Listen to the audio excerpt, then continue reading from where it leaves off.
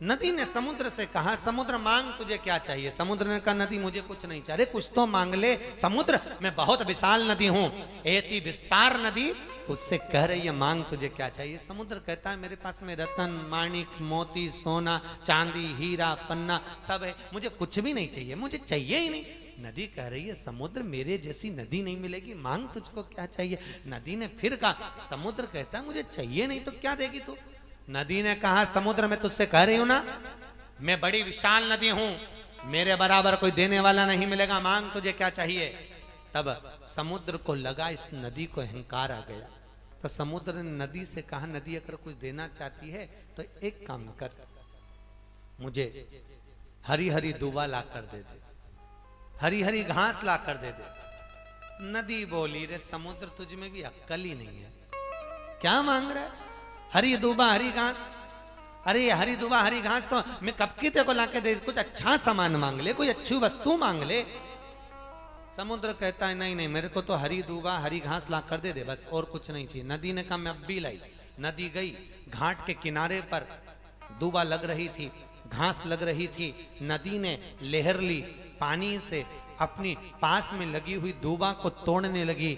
जब नदी अपने जल से दूबा को तोड़ने के लिए जाती है, घास को तोड़ने के लिए जाती है, उसी समय पर दूबा पानी के वजन के कारण नीचे झुक जाती है और वो टूट नहीं पाती। बहुत प्रयास नदी अपार प्रयास कर रही है कि कैसे भी वो दूबा टूट जाए और दूबा मुझे मिल जाए, पर दूबा टूटती नहीं है। अंत में नदी हार गई और आकर समुद्र से कहा, समुद्र तू कुछ और मांग ले। समुद्र ने कहा क्यों? मैंने तुझे हरी दूबा हरी घास लाने को कहा था, तू तोड़कर नहीं लाई।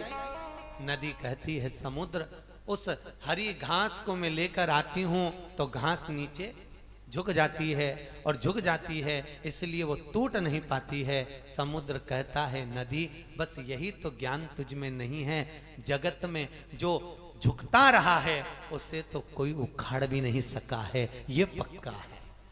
जो जगत में झुकता रहा, संत साधु सन्यासी तपस्वी साधक उपासक के आगे भगवान के चरणारविंद में, बड़ों के चरणों में जो झुकता रहा है, उसे जगत में कोई उखाड़ नहीं सका, कोई तोड़ नहीं सका। आज देखो, बच्चों से कहो रोज माता पिता को प्रणाम करो, करते हैं क्या? ईमानदारी से बोलो। सास एक बार बोलेगी बेटा हमारे घर की रीति है, बड़े बुजुर्गों का आदर करिए, कोई घर में अगर आए उसका सम्मान करिए। बहू का मतलब जानते हो ना सब लोग? अरे बोलो तो सही, जानते हो बहू का मतलब?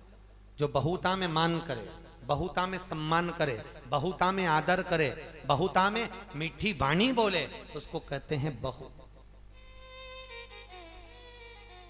देवरानी का मतलब जानते हो सब लोग? अरे बोलो तो।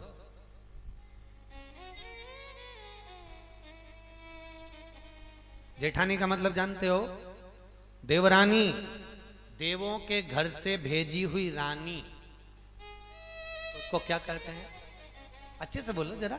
देव रानी, उसके आने से तेरी जय जय कराने की ठानी और तू बन गई जेठानी। अब संबंध देखो, हमारे हिंदू रीति के संबंध कितने प्यारे हैं, उसको देखिए आप। वो देवों के घर से आई, तेरा मान बढ़ाई, तो तुम दोनों में आपस में प्रेम होना चाहिए कि नहीं होना चाहिए?